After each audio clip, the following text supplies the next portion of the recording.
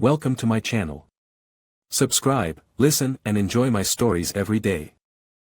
It was a typical Wednesday evening when I picked up Vanessa's car from the mechanic. As I adjusted the seat, something crinkled under me.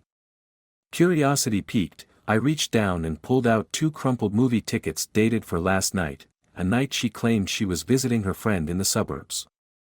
Confusion turned to suspicion as I rummaged further, finding a restaurant receipt from Le Classique, a place we'd never visited, but one she'd mentioned wanting to try. My mind raced with questions. Had she gone without me? With whom? The unsettling thoughts consumed me, painting scenes of betrayal. Determined for clarity or perhaps driven by the gnawing feeling of being made a fool, I installed a GPS tracker in the car. It felt like a breach of trust, but the seeds of doubt had already taken root, overshadowing any guilt. A few days later, the tracker buzzed with activity. It showed the car parked at a secluded overlook known more for its romantic views than its scenery. Heart pounding, I drove there, the grip on my steering wheel tightening with each mile. As I approached, the stark image of Vanessa's car, parked beside a sleek, unfamiliar black sedan, cut through the dimming light. I parked at a distance, my breaths short and sharp. The scene before me unfolded like a slow-motion nightmare. There, under the soft glow of the streetlight, was Vanessa, wrapped in an embrace with a man I'd never seen before. Laughter floated from their lips, shattering the silence around me. I sat, paralyzed, as the weight of reality sank in. My wife, the person I trusted more than anyone else, was indeed cheating on me. The shock morphed quickly into anger, a raw, seething rage that demanded action. That night, after Vanessa returned home, feigning normalcy, I confronted her. The evidence was undeniable. Her defenses crumbled as quickly as the movie tickets I slammed on the table between us. "I can't believe this, Vanessa. How could you?" My voice was a blend of fury and heartbreak. She tried to explain, tears mingling with her futile apologies, but the damage was irreparable. The trust we built over years disintegrated in mere moments. Driven by a concoction of anger and a desperate need for retribution, I made my decision. "This is over," I declared, the finality of my words hanging heavy in the air.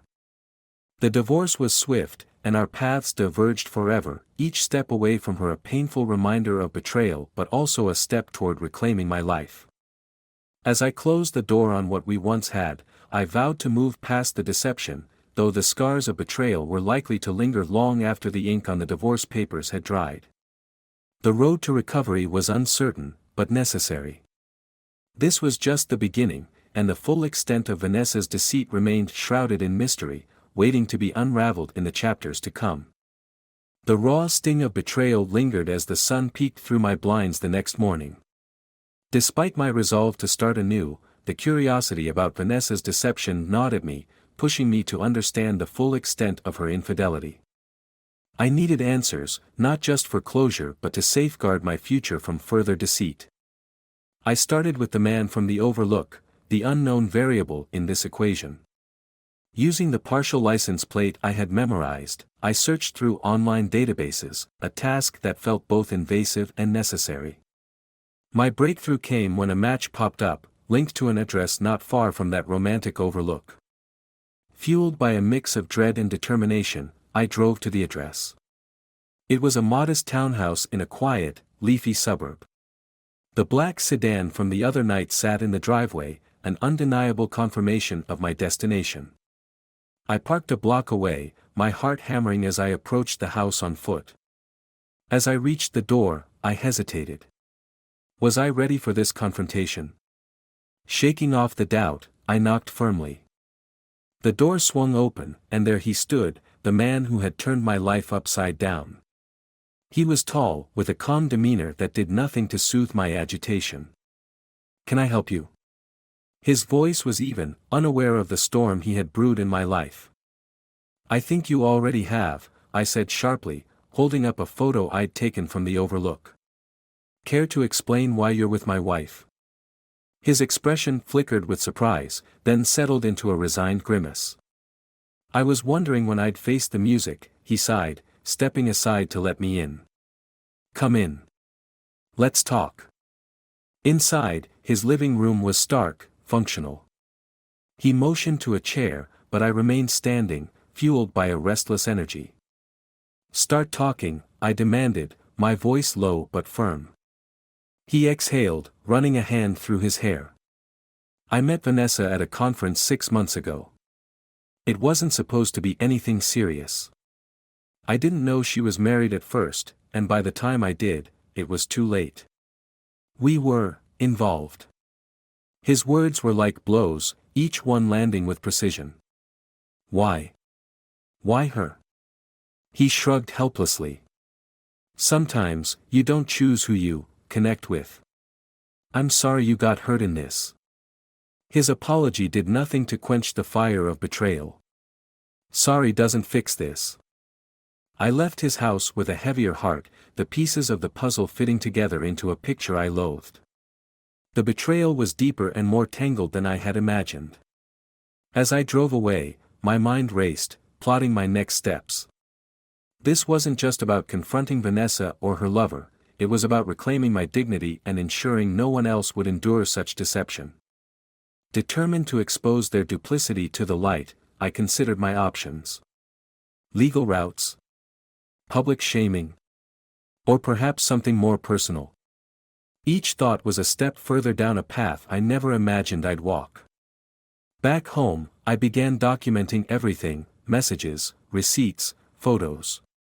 If I was going down this road, I needed to be prepared. My phone buzzed with a call from a number I didn't recognize. Hello. The voice on the other end was hesitant.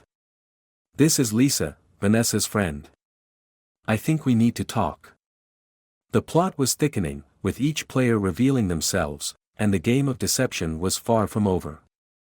My quest for truth was just beginning, and I was ready for whatever came next. Lisa's voice, cautious yet insistent, cut through the morning stillness. I've been thinking about calling you for a while now, she admitted. My grip tightened on the phone, bracing for what might come next. Why now? I asked, my voice edged with a mix of suspicion and eagerness. I saw what happened at the Overlook, and it's not right. Vanessa isn't who you think she is, Lisa said, her tone laced with urgency. We agreed to meet at a quiet cafe downtown, a neutral place filled with the gentle hum of everyday life, stark against the drama unfolding in mine. As I waited, my mind raced with possibilities. What could Lisa know that would change the game? Lisa arrived, looking nervously around before sitting down. She took a deep breath, then began to speak, her words tumbling out in a hurried stream. Vanessa has been involved with not just that man, but others. I didn't know if I should tell you at first, but after seeing how much you got hurt, it felt wrong to stay silent. Her revelations hit like a continuous wave, each new detail a sharp sting. How long have you known about this? I asked, struggling to keep my voice steady. Months, she confessed, her eyes dropping. I'm sorry. I thought she'd stop, that it was just a phase. The cafe blurred around me as my anger rose, a tempest that I barely kept in check. A phase? Cheating isn't a phase, Lisa. It's a choice. My words were cold, clipped. She nodded, her face pale. I know. I know it's no excuse. But there's more. She's involved in something bigger, something dangerous. Dangerous? What do you mean? I leaned forward, my interest piqued despite the bitterness. Lisa glanced around before leaning in closer. She's tangled up with some people, bad debts, shady deals. It's not just cheating, it's illegal activities. I think she's in over her head.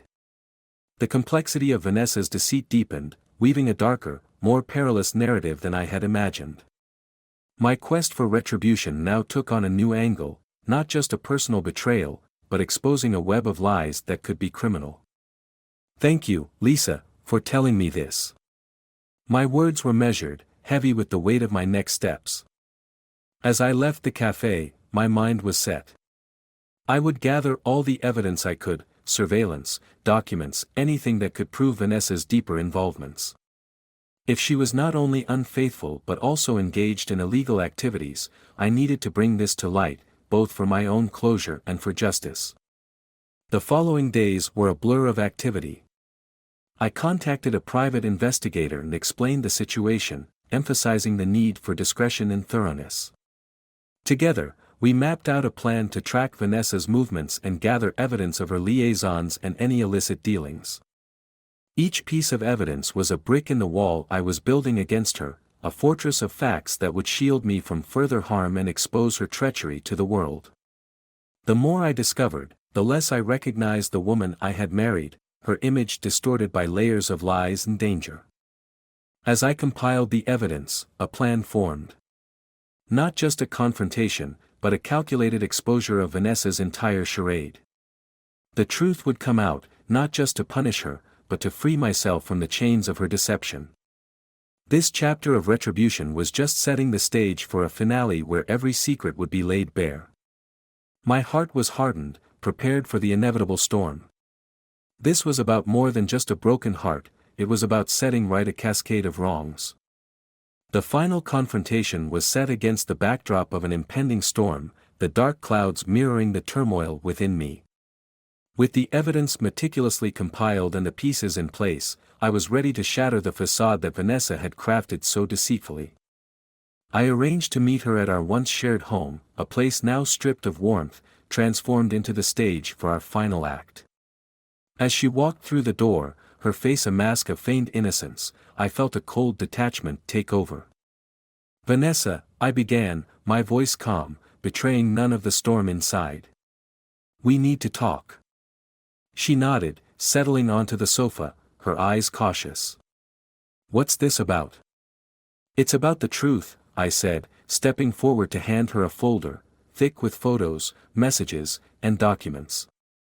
"About all of it." Her hands trembled slightly as she leafed through the evidence, each page a testament to her betrayals. "Where did you get this?" she whispered, her voice barely audible over the growing wind outside. "I've been busy," I replied dryly. "Seeing you for who you really are." She looked up, her face pale, eyes darting anxiously. "I can explain." "Save it," I cut her off, stepping closer. "I know everything, Vanessa. The affairs, the illegal activities.